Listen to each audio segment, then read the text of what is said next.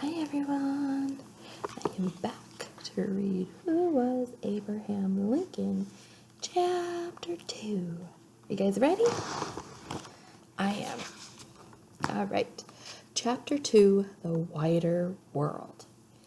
Abraham Lincoln knew he didn't want to be a farmer like his father, but he didn't know what he did want to do. So when he was 21, he decided to leave home and find out.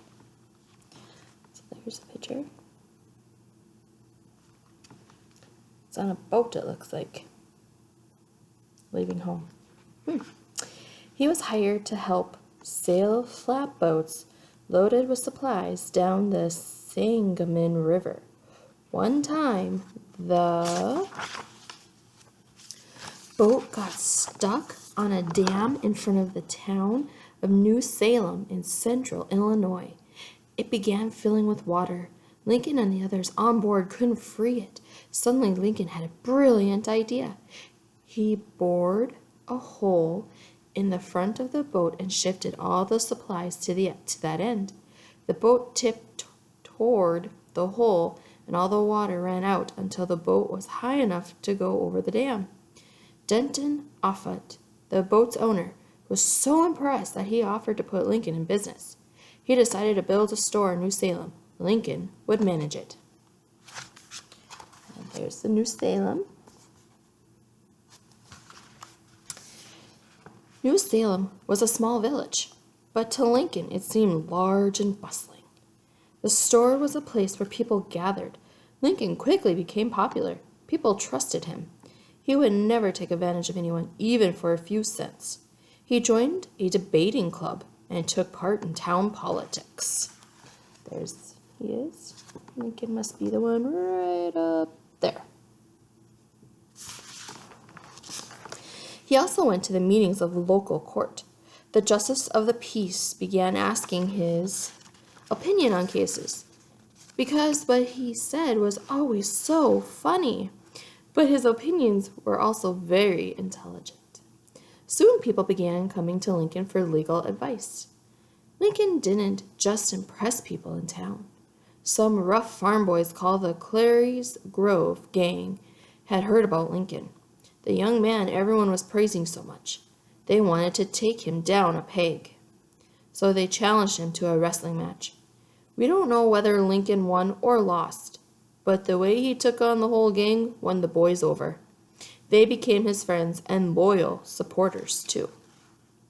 In 1832, Lincoln's friends convinced him to run for the Illinois state legislature. He didn't win, but he came close.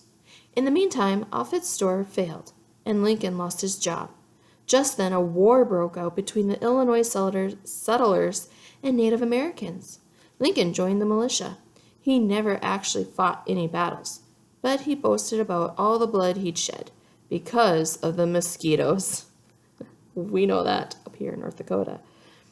He decided to run for the state legislature again.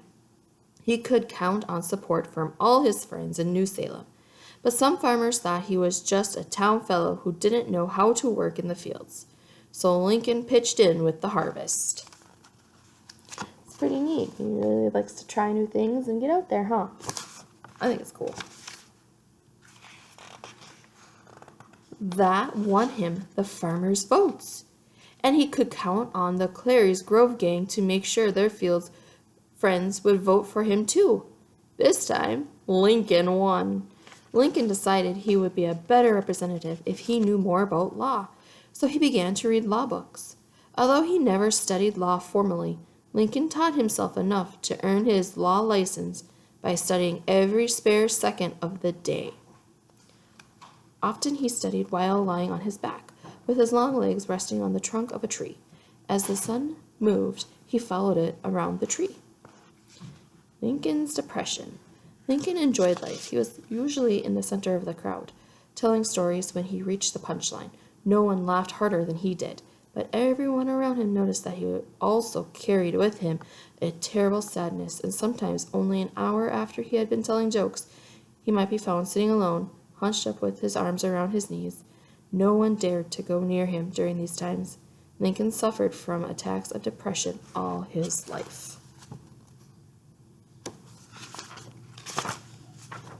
All right. We will see you next time for chapter 3. See you later. Have a good day.